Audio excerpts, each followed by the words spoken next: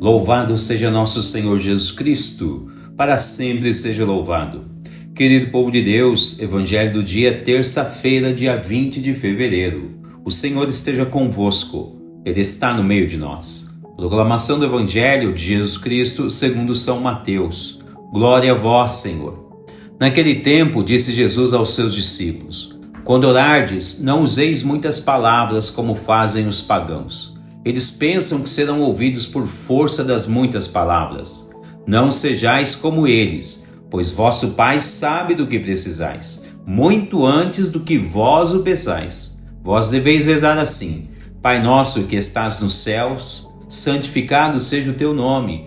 Venha o teu reino, seja feita a tua vontade, assim na terra como nos céus. O pão nosso de cada dia dá-nos hoje. Perdoa as nossas ofensas, assim como nós perdoamos a quem nos tem ofendido. E não nos deixes cair em tentação, mas livra-nos do mal. De fato, se vós perdoardes aos homens as faltas que eles cometeram, vosso Pai que está nos céus também vos perdoará. Mas se vós não perdoardes aos homens, vosso Pai também não perdoará as faltas que vós cometestes. Palavra da salvação. Glória a vós, Senhor.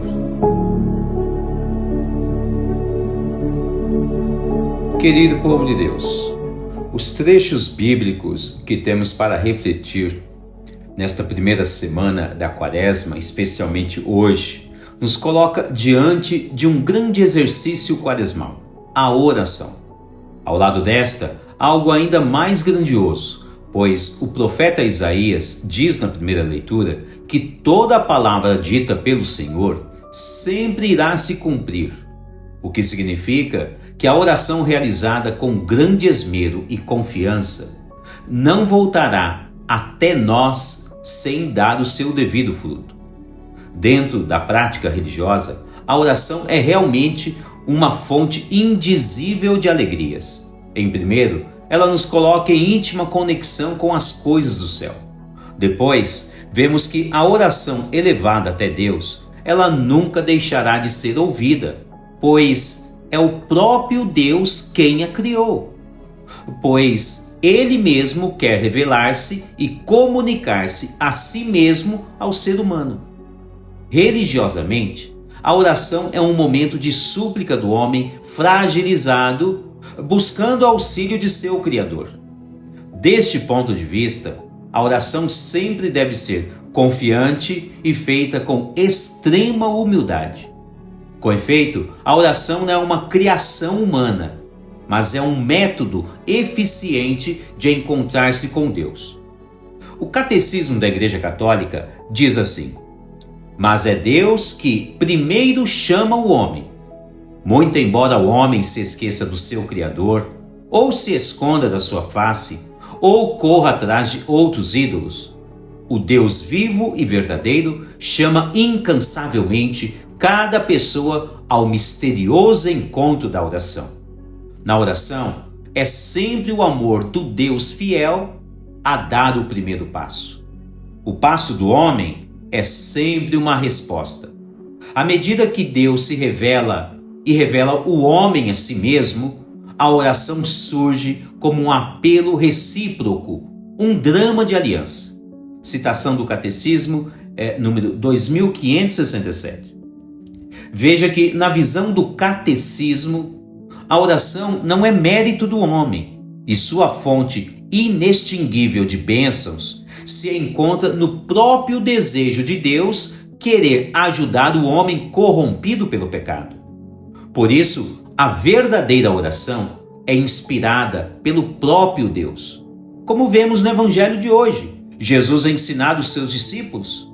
Notem que, na oração ensinada por Jesus, existem pedidos cruciais que são um tanto que objetivos e que buscam a necessidade vigente de cada pessoa. Ou seja, na oração é preciso aprender a implorar o que realmente nos convém. A oração verdadeira é aquela que o próprio Espírito incita a igreja, incita os batizados, incita a cada um de nós, em particular, a rezarmos com toda a frequência a cada dia. Em primeiro, devemos sempre rezar o que a Igreja nos ensina como oração. Como, por exemplo, como vemos hoje Jesus ensinar os seus discípulos, que é um reflexo de toda a Igreja. Jesus ensina a todos nós a oração do Pai Nosso. Depois, pensemos na oração confeccionada pelo magistério da Igreja. A profissão de fé, a Ave Maria, oração aos anjos da guarda, as ladainhas, orações devocionais, enfim. Ou seja, a primeira oração que devemos aprender a rezar é aquela que foi instituída e instruída por Jesus e por sua Igreja. Portanto, temos que nos dedicar e sempre guardar um tempo para a oração diária. Não devemos criar o mau hábito de rezar com pouca frequência ou não rezar, ou ainda rezar de qualquer forma.